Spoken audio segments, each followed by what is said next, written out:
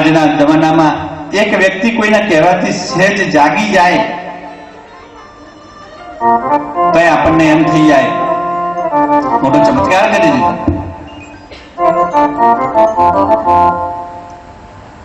આજે મધ્યાહને બાપાના જે ગુણ જ ગાવા છે, વાત જ કરવી છે,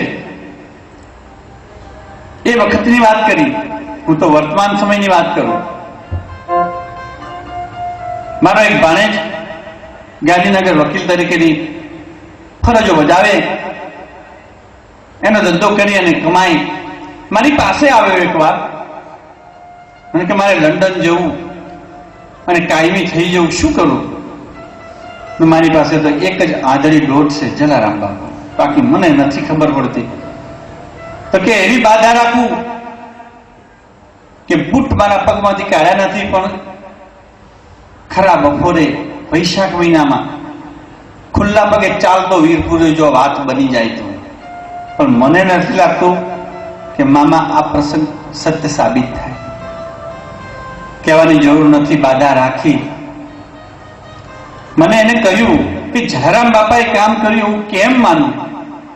હું 3 જ પ્રશ્નો તને લખીને આપું, જલારામ બાપાના મૂર્તિ આગળ આપણે ઘરમાં મૂકી દઈએ અને બાપાને પ્રાર્થના કરીએ કે બાપા 3 જ પ્રશ્ન પૂછે, બીજું કઈ પૂછે નહીં, આટા પાટા ઉભા ના થાય અને બીજા મળી જાય.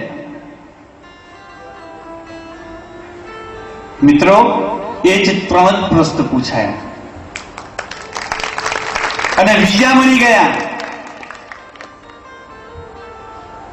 બાપાનો ભગત ખુલ્લા પગે ચાલતો વીરપુર ગયો, પણ કેવી વેદના! જ્યાં પગલું મૂકે ને ત્યાં કંકુથી પગલા પાડતા હોય ને એવા પગલા પડે. હિંમત ના હાર્યો. જલારામ બાપાએ રસ્તામાં એટલી બધી વખતે એમને મદદ કરી કે વર્ણવા જવું તો પ્રાતઃ થઈ જાય. બાધા સંપન્ન કરી. હાલ ત્યાં લાલ પાસપોર્ટ પણ મળી ગયો.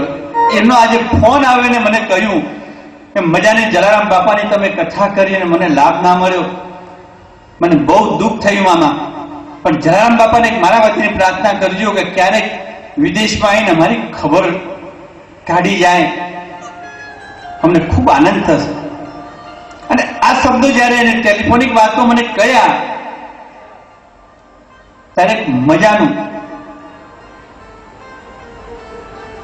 નાનું ભજન મને યાદ આવી ગઈ કરી. કેવા શબ્દો! આપણા બેઠેલા ઘણા બધા ભક્તોના સ્વજનો વિદેશમાં વસતા તો હશે જ. આપ પણ કદાચ જવાના હશો. જલારામ બાપા ઈચ્છા પણ તમારી પૂરી કરે, પણ વિદેશમાં જલારામ બાપાને આમંત્રણ આપ્યું.